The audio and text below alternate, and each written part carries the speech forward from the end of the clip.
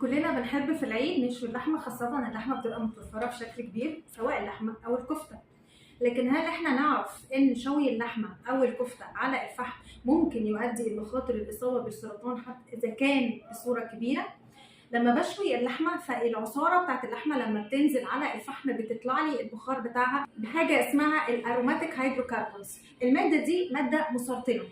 عشان اتجنب حدوث ان العصاره بتاعت اللحمه تنزل على الفحم وتطلع لي بالماده دي، احاول ان انا الاول اجهز اللحمه على البوتاجاز الاول. يعني تاخدي اللحمه كده نص سوا الاول على البوتاجاز عشان تقللي وقت سوى اللحمه على الفحم.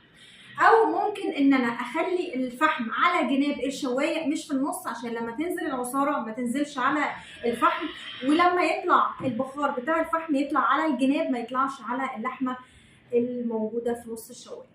كل سنه وانتم طيبين.